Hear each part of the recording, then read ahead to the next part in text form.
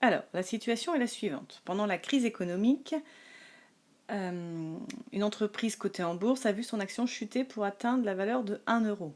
Et ensuite, la valeur a augmenté de 2% par jour.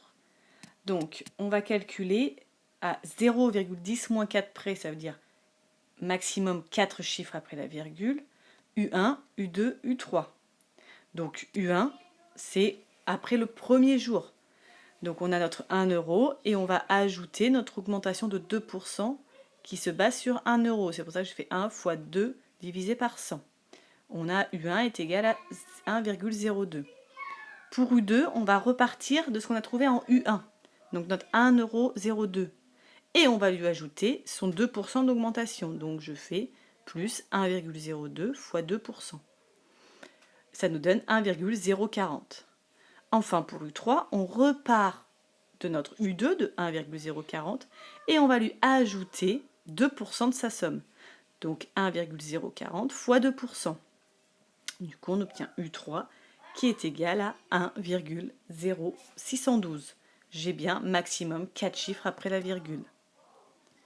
Ensuite, question suivante, on veut savoir la nature de la suite, et son premier terme et sa raison. Donc, première chose qu'on a vue sur les suites en début d'année, on regarde d'abord si c'est une suite arithmétique. Pour ça, on fait la soustraction entre U1 et U2. Enfin, U2 moins U1, pardon. On va trouver une valeur de 0,02. Ça, c'est notre première différence. On fait ensuite entre U3 et U2. Donc, on fait U3 moins U2, ce qui nous donne 1,0612 moins 1,040.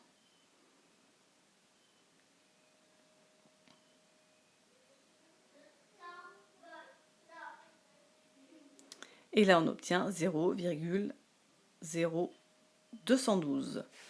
Donc, on peut en conclure que ce n'est pas une suite arithmétique.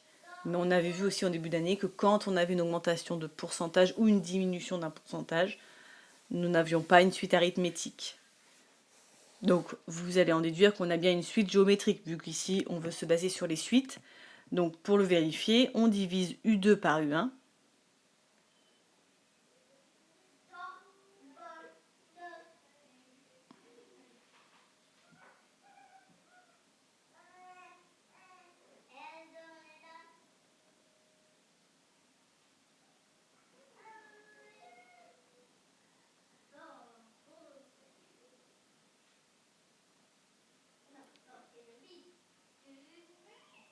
Donc, on obtient 1,02.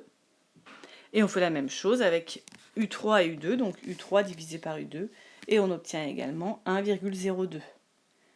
Donc on peut en déduire, ça vous le verrez sur les feuilles, je vous l'ai écrit, la conclusion, que U1, U2 et U3 forment une suite géométrique. De premier terme, U1 est égal à 1,02 et de raison Q est égal à 1,02. Là, on obtient les mêmes valeurs pour le U1 et U et Q, mais c'est pas toujours vrai, hein, vous l'avez vu sur le chapitre des suites.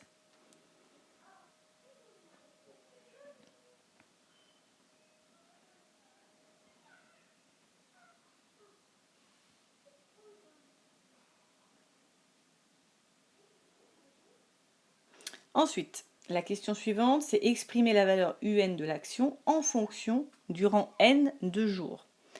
Donc on a vu sur les suites que UN c'était égal à U1 multiplié par la raison, donc à la puissance N-1.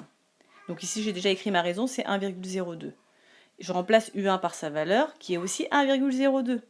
Donc j'ai bien 1,02 fois 1,02 puissance N-1.